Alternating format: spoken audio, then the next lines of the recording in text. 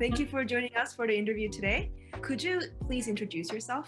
I'm Adrienne Langille, and I'm a dentist, and I work at Brookside Dental Clinic in Fredericton, New Brunswick. Graduated from the University of New Brunswick. That would have been May 2009. And then in September 2009, I started the PhD program at McGill in the chemistry department with Professor Santrizos. I graduated in May of 2013 and started dental school at Dalhousie University in Halifax, Nova Scotia. Graduated from that program in May of 2017. Were there any times you felt like you did not know what to do after grad school? I started in the PhD program right out of undergrad, and I wasn't sure that I kind of wanted to keep going on the career path that I was on.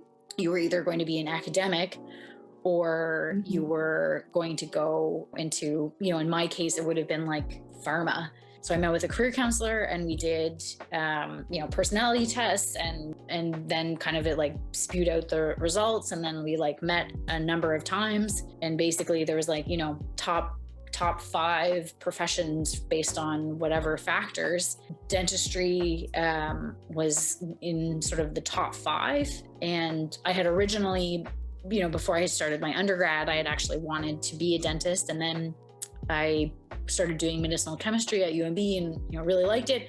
So I kind of changed paths there. And so then I thought, maybe I should go back to sort of what I had originally thought that I had wanted to do. And so then we kind of hashed that out. Yeah, sort of the rest is history, I guess. What led you to switch from research to dentistry? So in my third year at UNB, I decided to switch majors from biology to chemistry. And then around that time, UNB was just starting sort of a specialized program of medicinal chemistry. So then I was one of the kind of guinea pigs of that program. Really, really enjoyed it. I started doing research in the summer times in the chemistry department just after my second year. And so then that's when I kind of started realizing that I really enjoyed it.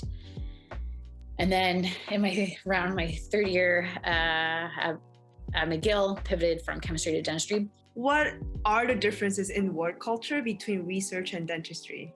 I'm only now just sort of really figuring out a work-life balance. It didn't exist for me in grad school, and it didn't really exist that much for me in dental school either. It's both programs, to do grad school at McGill is really tough.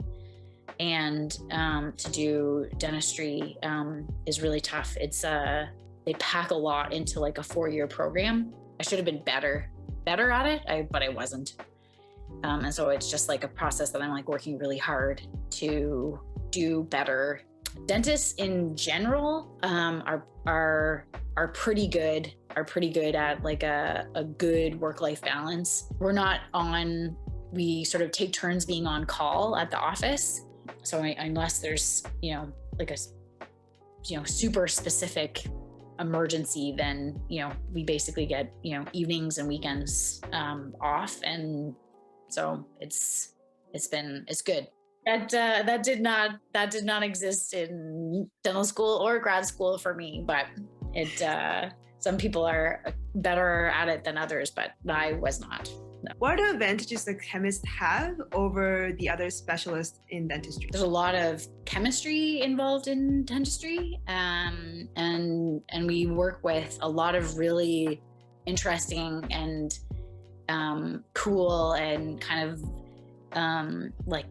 chemically complicated materials. So it's super cool, the materials that we're working with these days, and everything from filling materials to impression materials to just, there's some really cool stuff that's out there that we're able to use. A chemistry background or materials background is super handy. Biochem also super handy, but also just sort of kind of the hands-on part of chemistry, I think translates really well to dentistry too. There's a lot, a surprising sort of amount of good like background stuff that will be super applicable to dentistry. What skills do you think have been most vital to lead you to the current point of your career? Communication skills, really, really important. Things that you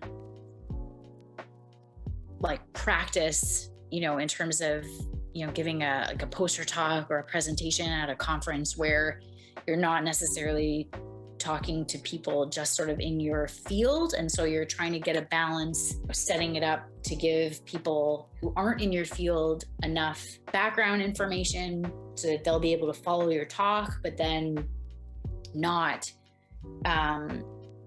kind of like water it down too much for people who are in your field so that they would get something from it too. A difficult skill to master, but really, really important. We sort of talk about like a dental IQ in my field where, people from that whole kind of like spectrum of like low sort of on the like dental IQ, where we've had people, come into the office who are, in their 40s who have never been to the dentist, compared to, people who are just, super regular. We see them every 6 months. Kids from, as young as 1, and then talking to like, them and trying to get them to realize, how important it is to like that mom and dad are brushing your teeth, and then having a conversation with mom and dad about, a whole variety of things. So I would say one of the like most important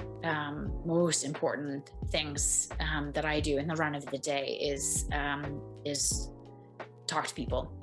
Thank you so much for your genuine answer, Adrienne, and thank you for joining us for our interview.